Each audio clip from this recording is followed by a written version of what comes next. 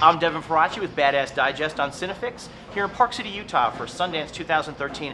Right now I am overjoyed to be joined by the lead of what I think is the best, the most amazing, the most underground movie that has played at Sundance in a long time, Escape from Tomorrow, Roy Abramsohn. Thank you so much for being here. How did you, because this is a first-time director, how did you hook up with Randy? It was just an audition in a little theater on Hollywood Boulevard. Did he tell you what he had in mind? Yes, he did. He told me right away how it was going to be filmed, where it was going to be filmed. And, you know, at the time, I was like, you know what, I've been here in LA for a while. Spielberg has not knocked on my door, nor some other big Hollywood directors. I've been saying, I mean, I've done film, I've done TV, but I haven't done a lead in a big feature. And so I was like, why not? Let's do it, you know? This film appears to the observer watching the film to have been shot in Disneyland. That seems like a thing that'd be very difficult to do on a technical level. And as an actor, when you're sort of shooting a movie that maybe is a little more guerrilla, how does that affect you as an actor? It was like hiding in plain sight.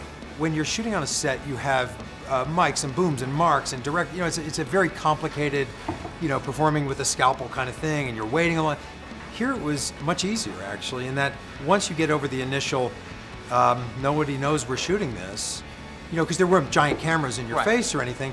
It was almost like it lent itself to being a naturalistic performance. I didn't have the pressure of, oh, how was that take? Do you want me to do that again? Should I do, you know, it was, but the harder part was the technical stuff of like, we have to ride a ride 12 times in a row, or I have to react with people who are not actors that don't know that they're in a scene with me. Right. Can you talk a little bit about, because this is a movie that is so underground that hardly anybody's seen it. I'm very curious if anybody will see it. I hope so. We'll find out. But can you sort of talk about your character and what's happening to you in this film? It's a middle-aged guy who's kind of going through a crisis, and the backdrop is the theme part. It's really about this, he's having a mental breakdown, really, while he's on vacation with his wife and kids, and he starts getting obsessed, which is why I think it's a little like Death in Venice, you know?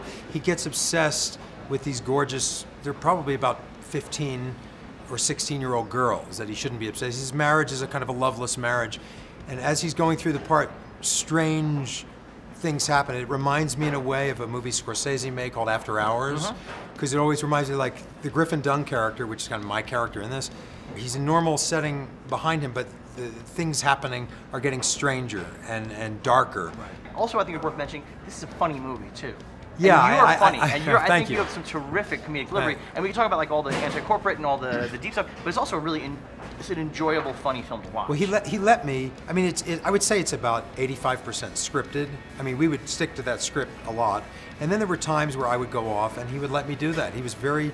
There's a scene in the movie which is kind of one of my favorite scenes where I'm singing.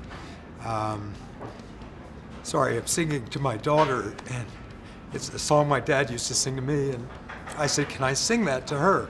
And he said, I sang it to him. It's a song called,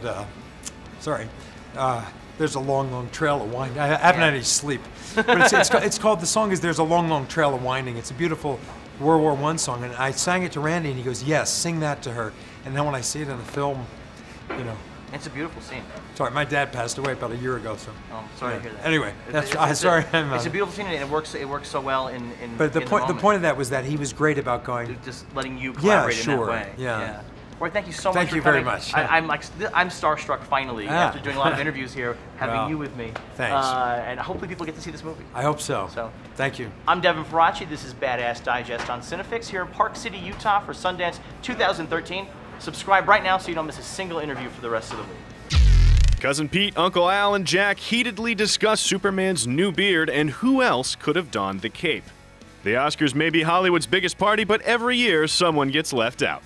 Gray Drake gives you 10 films that deserved better. Fandango's Dave Karger drops by as Ben makes his Oscar predictions and dishes on Jay-Z's composing for The Great Gatsby. Amy Nicholson and Jeremy Smith join Devin to round up who was a badass and who was just an ass in 2012. Get your film fix. Subscribe to CineFix.